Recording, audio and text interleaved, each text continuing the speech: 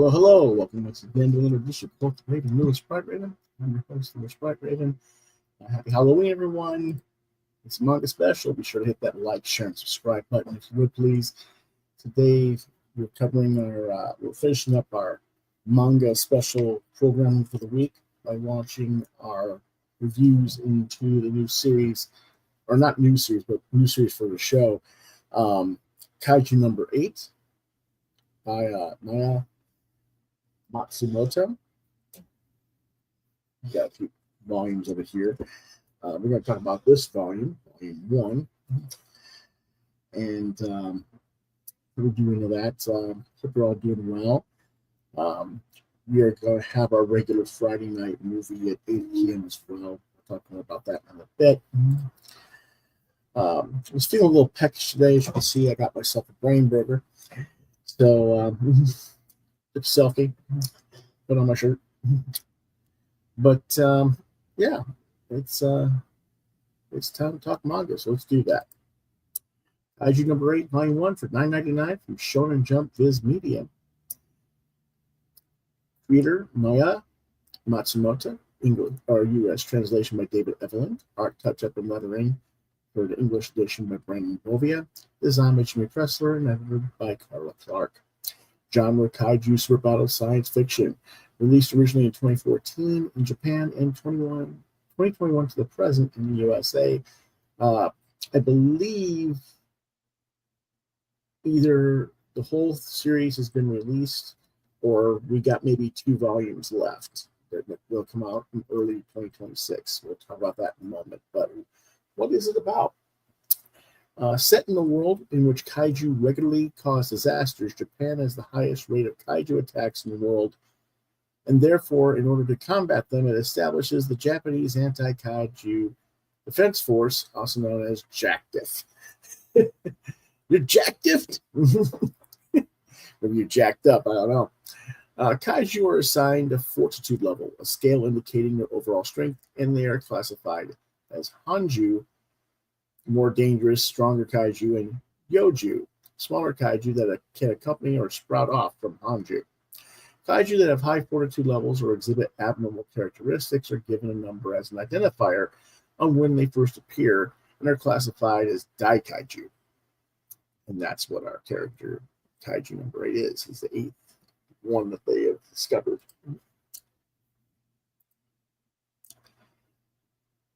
Now, after their town is destroyed by kaiju, childhood friends Kafka Hibino and Mina Ashiro both vowed to become members of the Japanese Anti-Kaiju Defense Force to fight kaiju together many, many years ago. Now they're adults, and Mina has since become captain of the JACDF's 3rd Division and is valued due to an inability to make her shots highly destructive. In other words, she's just a great crack shot with firearms. Kafka, however, has failed the examination process to get accepted into the group numerous times and thus works in a cleanup crew that disposes of the kaiju remains after battles. Kafka meets a young part-time worker in his company, Ichikawa, an aspiring JACDF member, who reignites Kafka's desire to enlist once again. However, a parasitic kaiju creature enters Kafka's body through his mouth as he's trying to clean up one of the after-battle sites. And afterwards, this parasitic creature gives him the ability to turn into a humanoid kaiju.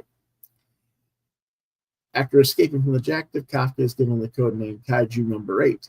Aware that his best friend, Mina, and the very group he longed to be a member of now wants to hunt and destroy him, Kafka decides to apply again now that he has these new abilities while keeping his kaiju form a secret. Because that's what you always do when you gain new powers, is try to impress the girl and show up everybody else, right?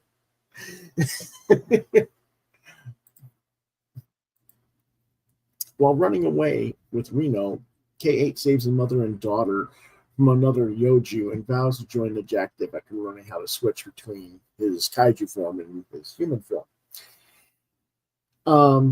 Once that happens, they join and go to the examination process, compete with their fellow examinees, Haruchi Izumo, Iharu Furuhashi, Aoi,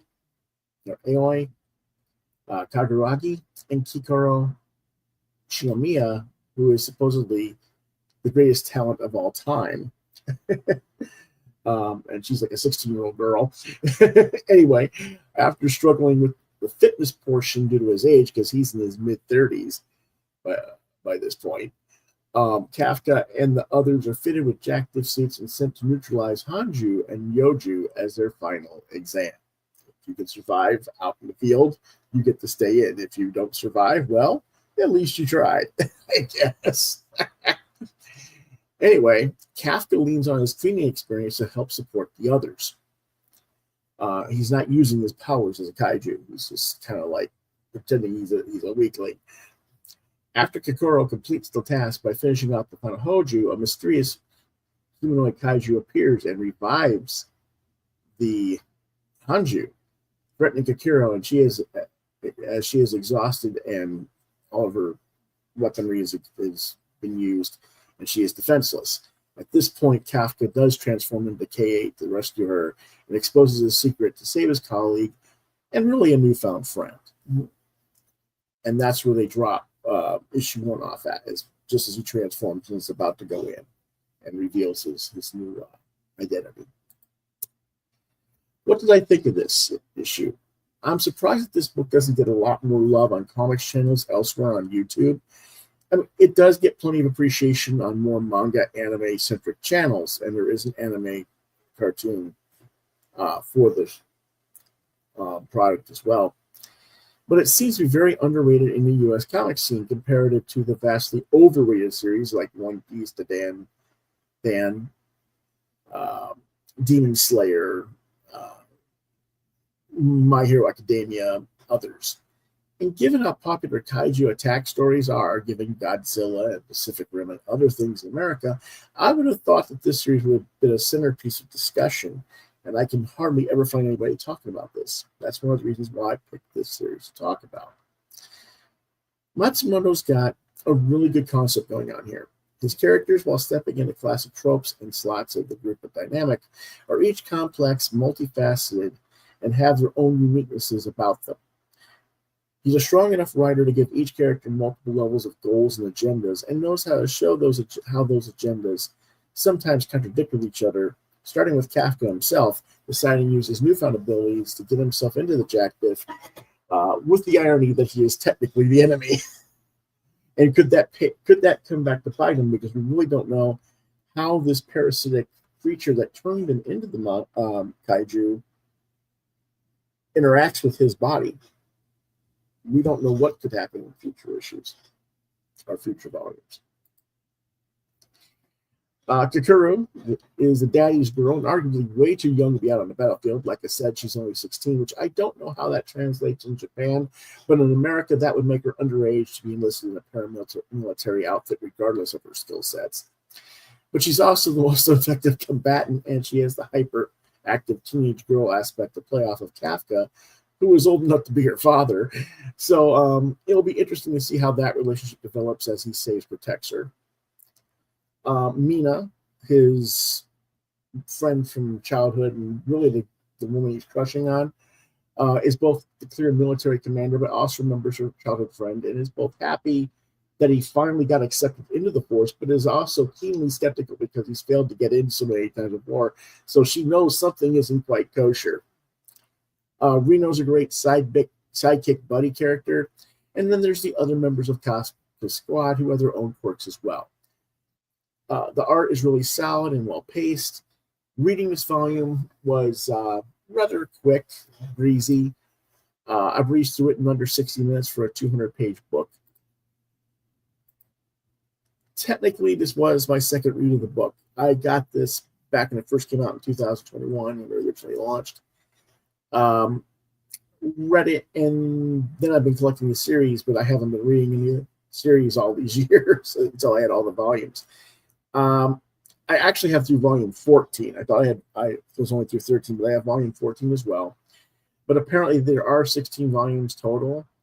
I know that the 14th volume came out last month. So I thought 14 was the final volume actually, but apparently there's going to be 2 more coming out in early 2026, maybe.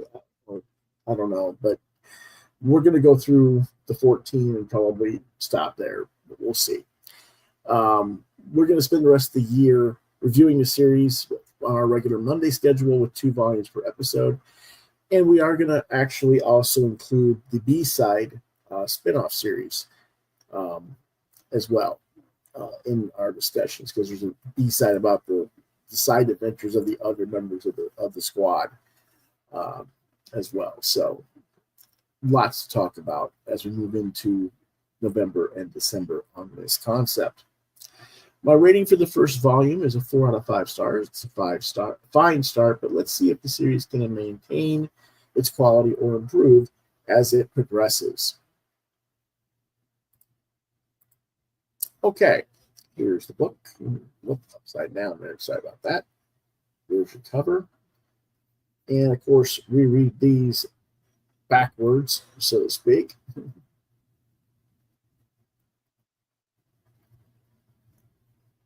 Kind of want to just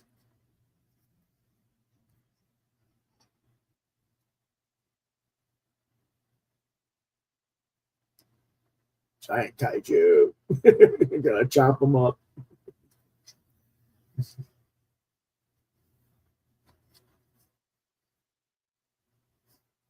Here's where the parasitic creature goes down his throat. Ugly little thing, isn't it?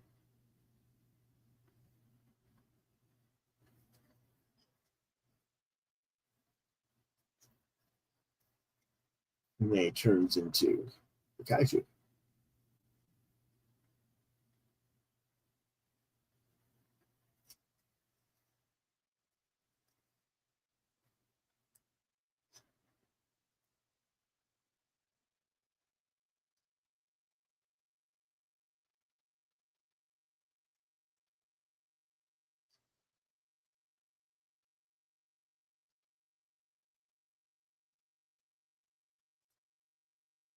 There you go. Very venomous there, John Norris. Smile.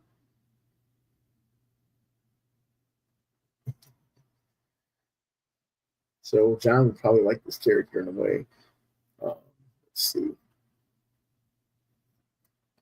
And of course, he goes and fights another kaiju and beats the crap out of it. They're like, oh, this kaiju's fighting other kaiju. This is kind of weird. You know, the Defense Force is like, well, we don't know what to think about this. So they're still looking for him now.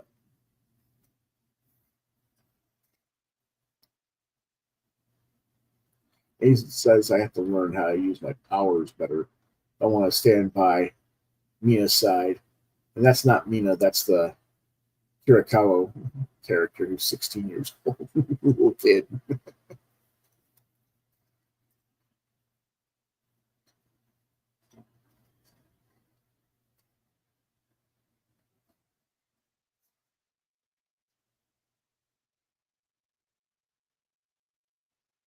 I'm only 32 years old.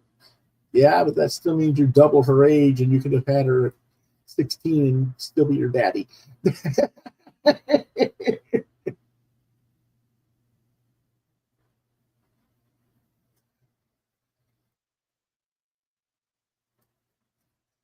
And here's a 16-year-old who's just a badass. I mean, look at this. Let me pick up your van for you. So, yeah, there's a lot of cool things going on in this book.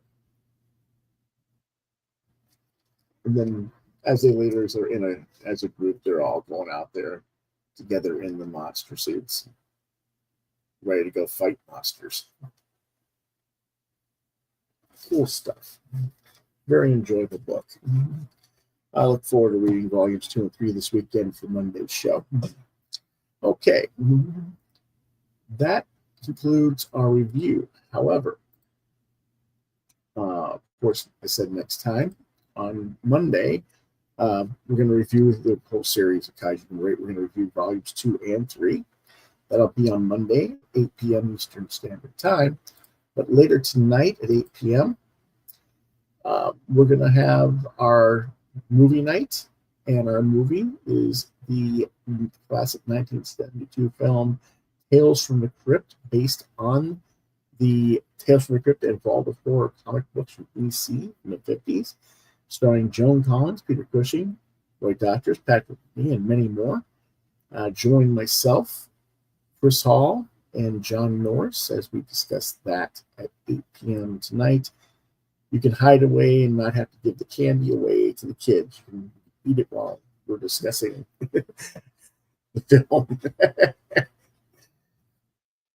Kids don't like the candy. Stay there for yourself. All right, folks, that'll be all for now. But if you have questions, comments, I'm on Facebook at Lewis.BrightRaven, at the Muskrat Channel, also known as Twitter X, at LewisBrightRave2. To see more of my artwork, check out deviantart.com/BrightRaven. You've been watching Quoth the Raven, Lewis Bright Raven, exclusively on YouTube. You can email me at quoththeravenlbr72@gmail.com. And if I don't get back to you on that email, try lewisbrightraven@yahoo.com. That's all for now. We'll see you guys later this evening at 8 p.m. Until later, then, Quoth the Raven, nevermore.